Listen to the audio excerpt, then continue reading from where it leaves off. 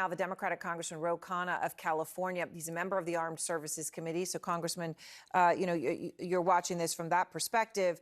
Trump was adamant and has been repeating that Putin wants peace, right? And yet here we are in this moment. Putin appears with the president of Belarus, which was the country Russian troops massed in before their invasion and came in down through Kyiv.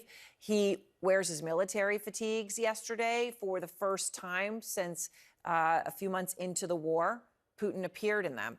I mean, what does all this say, Congressman? Well, what I don't understand is why Trump and Vance are using sticks when it comes to Zelensky and using carrots and soft language when it comes to Putin. Look, I was one of the few people who, with the Congressional Progressive Caucus, said that we should have diplomacy years ago. And I appreciate the desire for peace, but it has to be a just peace. It can't be telling Zelensky to give up part of his country, almost 1/5 of it, which is what Putin wants. And Trump and Vance have been pressuring Zelensky. Is it, no matter what sort of a ceasefire it is, no matter what the terms are, Congressman, is the reality that the world needs to understand is that essentially, given what Putin has said repeatedly, right, about Ukraine not being a country and not being a people and being part of Russia, that whatever ceasefire is in the details, it's just a matter of time before he goes again? Well, it depends on what the United States do. If we want to appease Putin and say, look, Putin, just do whatever you want, then that's going to be the reality. And Zelensky will be forced by Trump and Vance to give up 1/5 of the country. And Putin is going to continue to threaten expansionism. If, on the other hand, we negotiate a just peace and make it clear that we have Ukraine's back, then we can bring peace and not have that threat of expansion. So I want to ask you about something else today, since you're from the great state of California. Your governor, Gavin Newsom, has started a new podcast that's getting a lot of talk.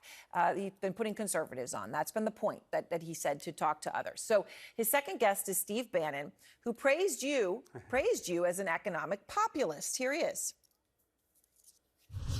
One of the best is Khanna. Ro's economic patriotism, which we always kid him as just ripping off Navarre and my economic nationalism, is he's an economic populist. If you'd watch MSNBC and CNN, you never really see the populist on the economic side. Right. You don't see the Khannas getting the time. Congressman, of course, obviously we see you regularly here on this show and this network. But what's your reaction to Bannon's praise? Would you say that you agree that you're just ripping off Navarro's and my economic nationalism? Well, look, I think that here's the broader point. We've had jobs offshored. We've had communities hollowed out. We lost our steel industry, our aluminum industry, our shipbuilding industry.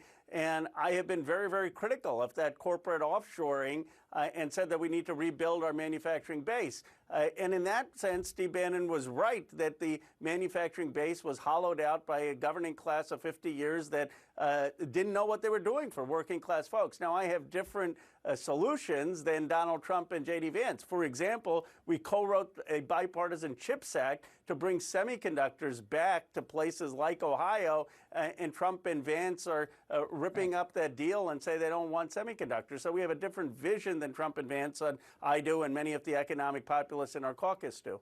So Newsom's decision to sit down with Steve Bannon, as well as Charlie Kirk, who, of course, is a conservative, who prides himself on being provocative, it has angered many in your party.